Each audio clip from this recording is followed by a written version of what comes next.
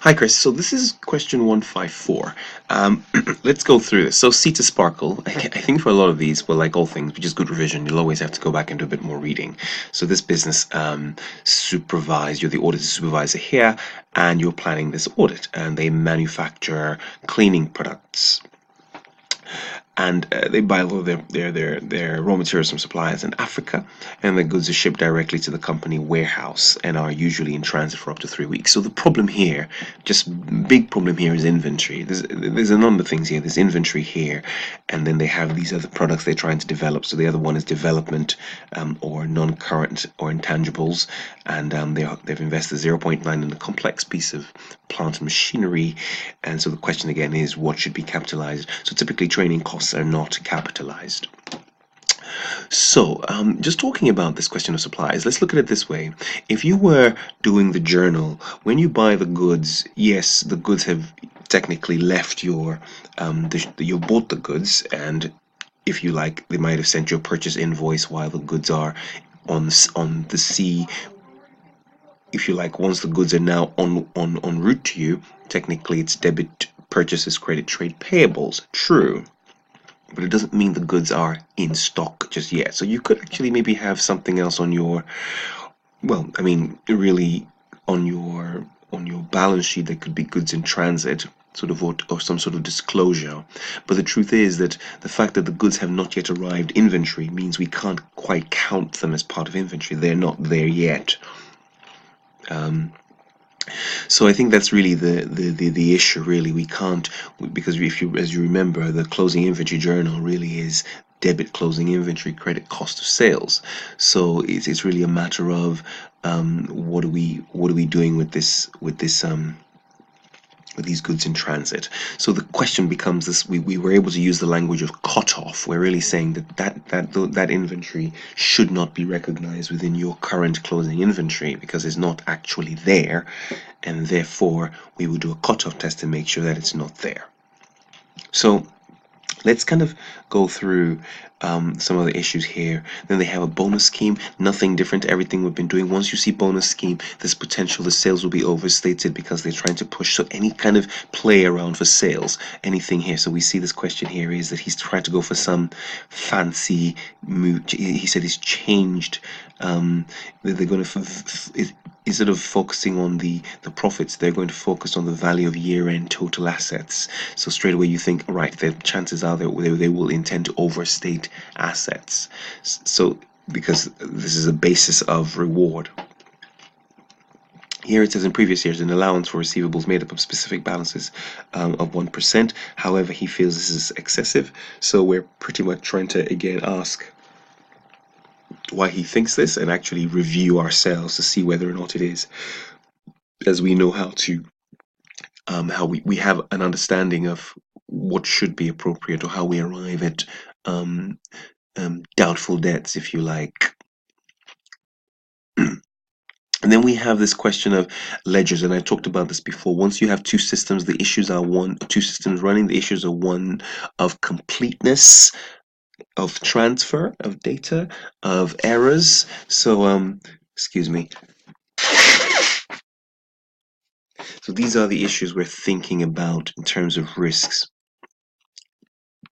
So let's look at it and see where they're going with this question. I think the first question asked you what the benefits of audit planning are. Let me just have a look very quickly. Yes, the benefits of, and this is truly the benefit of any type of planning. And I think you did well here. You were all right here. I wrote 4. I think yes, yes. And I get, like I say, the work is improving. You seem to be getting a better understanding of where it is they want you to go with this. I mean, which is quite the common process.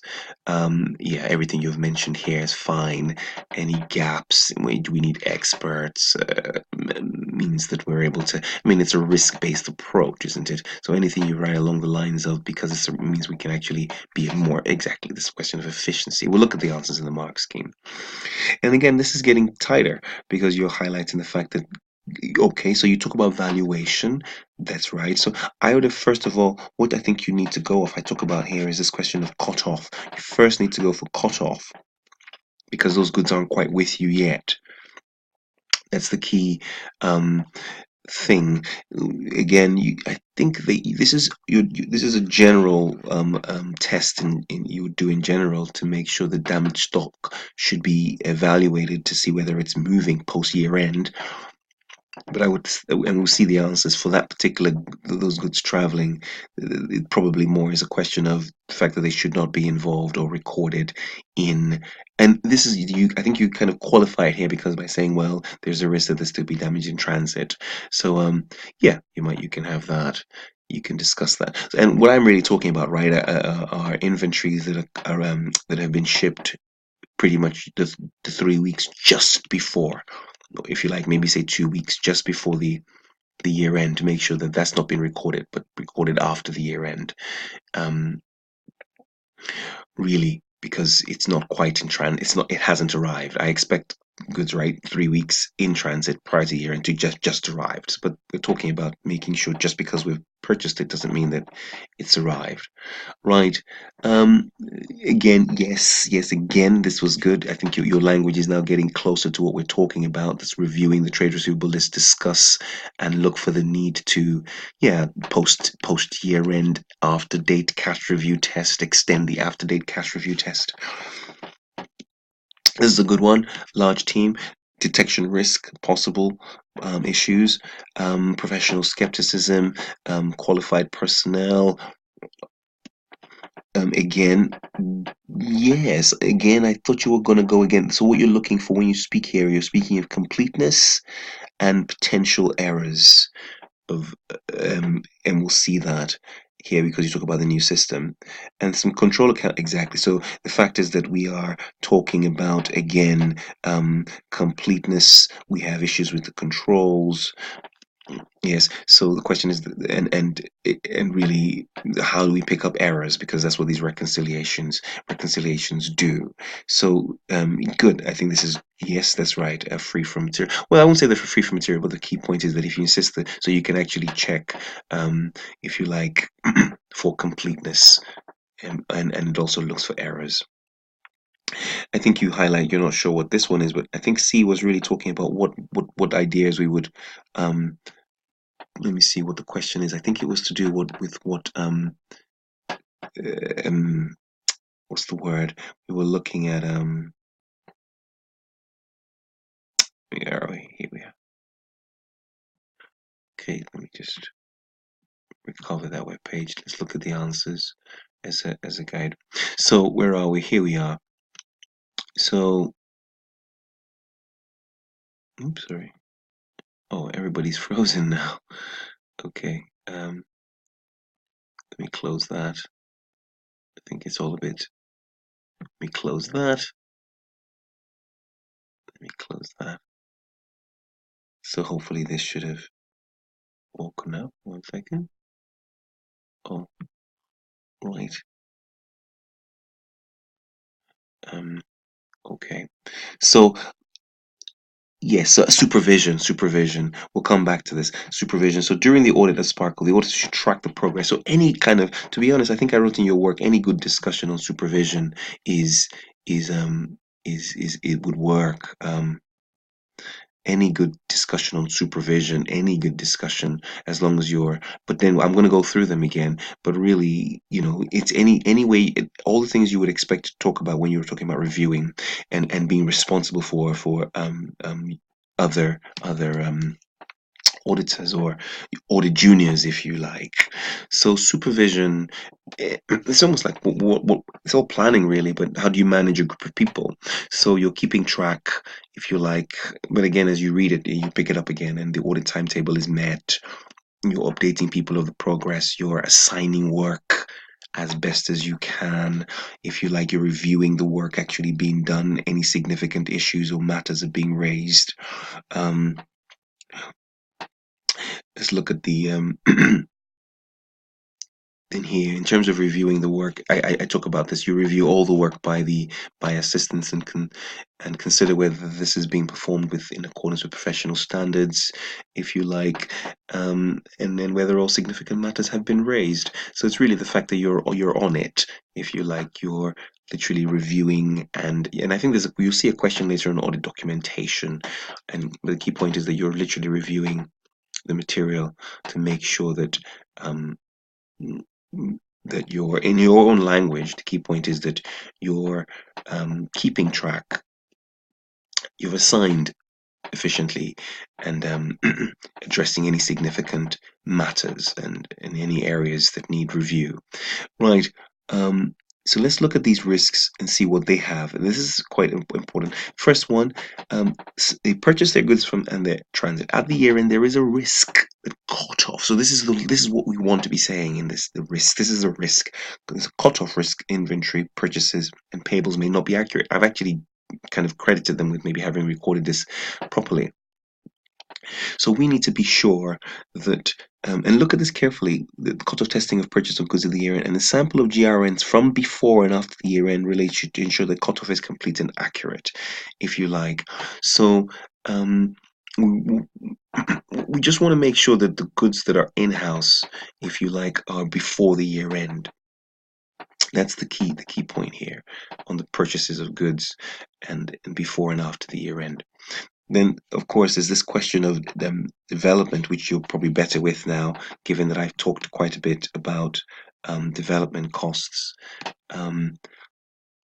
research, assigning what is research, expense that because they spent 1.3. So the question is, if you don't do that, there's a chance that you will be overstating research as development, and the risk that intangibles will be overstated and expenses understated. I like this one. This is a good one. When I say I like this one, this is very clear.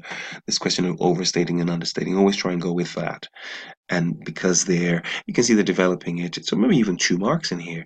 The fact that senior management is related to their bonuses related to the year-end asset value, and this increases that risk. So we want to break down. We want to break down to be able to assess. So here we have this thing here where you've invested 0.9 is what I talked about.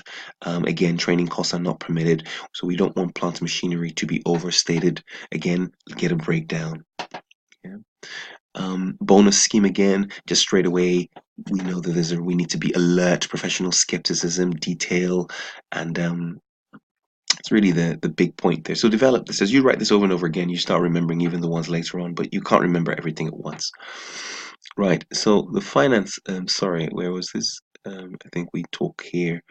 So yes, so this question of an allowance, why are they dropping or reducing the allowance? So we need to review trade receivables post year end to see, trade receivables at year end to see whether or not they're how are they collecting the money? Are they actually receiving it? So really, we're really looking, when I say it's really simple, just an extended post-year cash receipt, just to see, is this money coming in? And we can look at previous years, discuss with finance director. Key point is this man is telling us, he's telling us that things aren't as bad as they are. We just want to check. So look at the risk here. This is important. Whenever you see systems, the quick question here is, there's a risk that the balances may be misstated and there's a loss of data, incomplete. This question of completely and accurately, this transfer, and this could result in, notice in not identifying significant control risk. So there's a control risk there, which you talk about, which is good. And then you have to, of course, look at all the transfers and, if you like, document the new system. And really just compare. We're just trying to make sure there's no loss of data. You highlighted this is the reconciliation issues.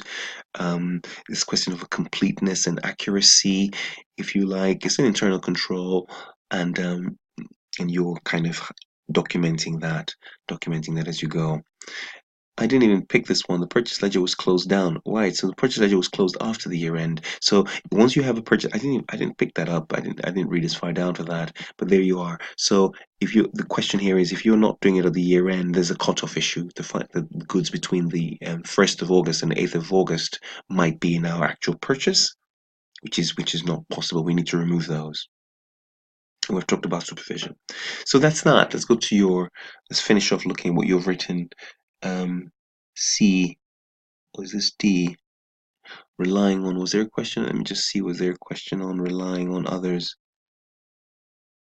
No, that was it. Right. Okay, great. And that's it. That's it for that question. Cool. Good. See you in the next question.